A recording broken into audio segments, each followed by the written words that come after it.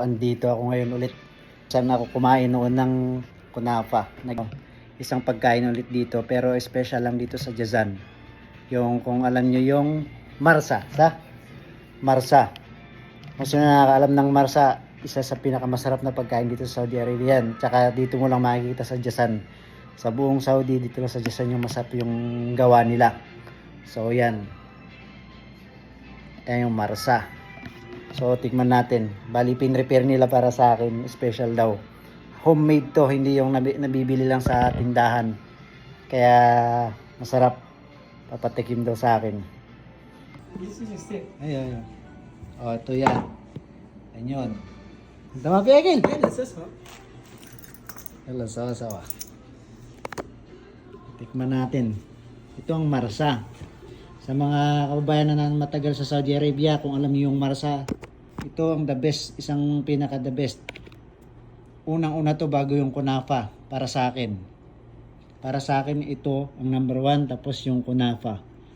Pero ito ginawang special, homemade, ginawa ng mama niya yata. Tikman natin. So pangalan ito marsa.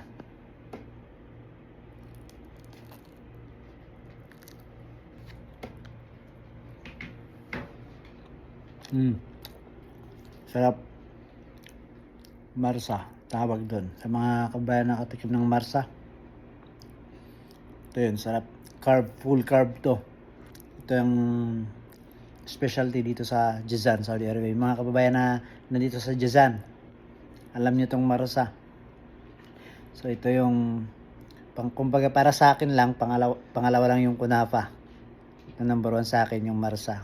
Kasi, nung nasa Riyadh ako, nasa Qasim, wala to eh. Dito ko lang tikman sa Jazan. Ang natitikman ko sa Riyadh, sa Qasim is yung kunafa. Pero ito natikman ko, sarap. Itong marsa gawa sa fresh na honey. Ito fresh honey to, hindi yung basta-bastang honey lang na nabibili sa tindahan. Fresh. Tapos mosa, Yeah. saging, tapos butter,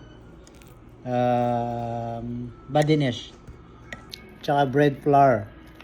So ingredients nito, honey, banana, butter, bread flour. 4 ingredients lang to. Kaya pero masarap ang sikreto nito kasi kaya masarap. Ang ginagamit nila dito sa Jazan yung original na honey. Asli honey. honey أصلي أيوة. original. ما في هذا بقالة. No. هذا كيلو واحد. أيوة. 300 ريال. Oo. كيلو والله العظيم.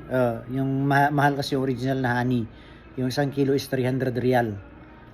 Kaya yun yung ito yung pinipir na to is original na honey yung ginamit. Kaya masarap. Kaya pag gagawa kayo ng marsa, ang isang main ingredients na kailangan talagang ayusin or kailangang importanteng ingredients is yung honey. Sarap. So yan mga kababayan, marsa. Yung siguro yung mga iba na nandito sa Jazan, hindi nyo alam tong marsa. Pero may marsa siguro sa Riyadh, sa ano, pero hindi ganon. Iba yung lasa. Kasi itong kasama ko, nakatikim daw siya ng marsa sa Riyadh, sa Jeddah, pero iba. Hindi masarap, hindi kagaya dito sa Jazan. Jazan kasi ang may ano nito eh. Kumbaga ito yung isang main na na pagkain, na sweet na pagkain dito sa Jazan, marsa. Okay guys, so yan, another food na masarap dito sa Saudi Arabia na dito lang sa Jazan makikita or matitikman nyo sa iba pero hindi yung original dito sa Jazan. So by the way guys, thank you for supporting my channel. Next video pwede kayo mag-request by the way kung anong mga pagkain ang natin, feature natin dito sa channel. Okay guys, ingat sa mga kababayan. Peace and God bless.